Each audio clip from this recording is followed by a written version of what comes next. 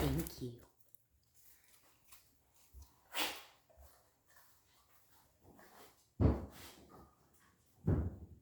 Bronco, let's work. Good boy.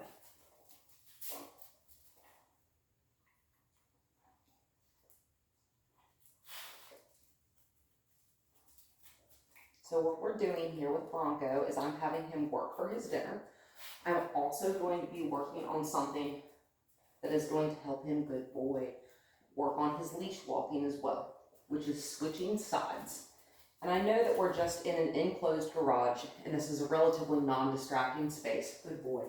But there's a ton of stuff in here for him to look at if he wants to. He doesn't have to be right here. Notice he's not, good boy, he's not on a leash. He is offering that sit very willingly. I like that a lot. So I'm going to take 1 or 2 steps. Good boy, and he's going to sit, good boy. And I'm going to slide the leg back that I want him to go in the direction of. And I want a dog, you know, some people are like, oh, walk a dog just on the, good boy, that's okay. He's reading my actions before I do them. He's reading my thoughts. Dogs are cool like that, horses are too. But, I don't remember what I was about to say. But I'm going to take a couple steps, good boy. And I'm going to slide back the leg that I want him to go in the direction of. Good boy, so if I want him to switch to my right side, I'm going to put my hand in front of his nose, slide my leg back, good boy, and like magic, there he is. Good boy. Good boy, Bronco. And it's okay that he's picking those up. I don't expect him to necessarily have the impulse control to leave them alone. You will check it out.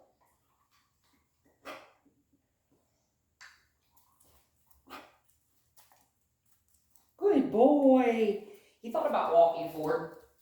He didn't though.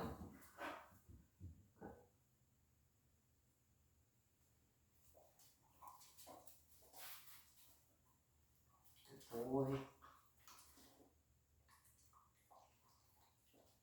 And this is just for fun. A lure. Good boy. Good boy. And I just think teaching a leg weave is very fun, but also I like to teach my dogs a command. And I actually had this happen with a client's dog earlier today where we were at a park and we got run up on by a dog that was off leash. I hate when that happens. I cannot tell you how irritated that makes me when that happens. Give me a second. Like I said, there's tons of stuff in here for him to smell. I'm surprised this is the first time he's wandered off and he's just like, ooh. Bronco. Good boy. I'm going to make myself just a little bit louder that second time that I ask him. I'm going to say his name instead of just kissing to him. But when you get run up on, that's okay.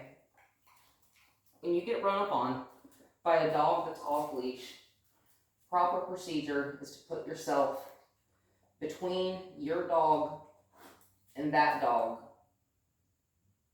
And then if that dog gets close enough, they're going to get a face full of my leash handle. You know what I'm saying? Dog's not going to come close enough to where my dog and that other random dog can actually interact and start a fight. We're not getting that close. That dog is not going to arrive at that point. So what the leg weave teaches him to do is to be comfortable being behind my leg, because in an exciting event, your dog is going to want to be out here in front of you. Good boy. But we're going to work against what they naturally want to do, and I teach my dogs to come right here, which is right in between my legs. Good boy. That is also very nice if you're just out in public. And it doesn't have to be like actually in between your feet, just right in front of you, right behind you. I personally do like them to sit in between my actual feet. Bronco. Good boy.